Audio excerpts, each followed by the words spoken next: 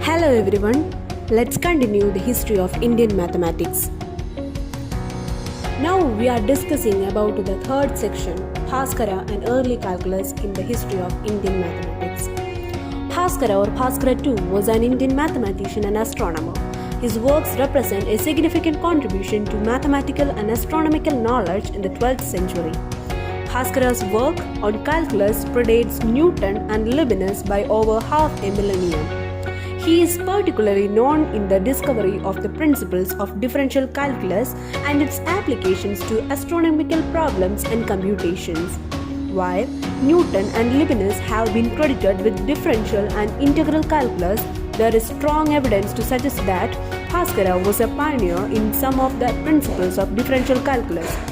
He was perhaps the first to conceive the differential coefficient and differential calculus. Calculus. Bhaskara's work, the Siddhanta Shiromani, is an astronomical treatise and contains many theories not found in early works. Preliminary concepts of infinitesimal calculus and mathematical analysis, along with a number of results in trigonometry, differential calculus, and integral calculus that are found in the work, are of particular interest. Evidence suggests Bhaskara was unacquainted with some ideas of differential calculus. It seems, however, that he did not understand the utility of his researches, and thus historians of mathematics generally neglect the achievements. Bhaskara also goes deeper into the differential calculus and suggests the differential coefficient vanishes at an extreme value of the function, indicating knowledge of the concept of infinitesimals. There is evidence of an early form of Rolle's theorem in his work. If f of a equal to f of b equal to 0, then f dash of x equal to 0 for some x with a less than x less than b. He gave the result that if x approximate to y, then sin y minus sin x approximate to y minus x into cos y, thereby finding the derivatives of sin, although he never developed the notion of derivatives. Bhaskara uses this result to work out the position angle of the ecliptic, a quantity required for accurately predicting the time an eclipse.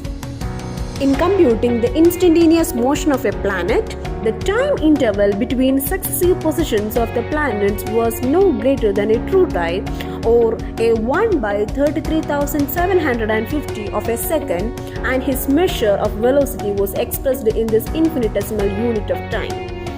He was aware that when a variable attains the maximum value, its differential vanishes. He also showed that when a planet is at its farthest from the Earth or at its closest, the equation of the center vanishes. He therefore concluded that for some intermediate position, the differential of the equation of the center is equal to 0.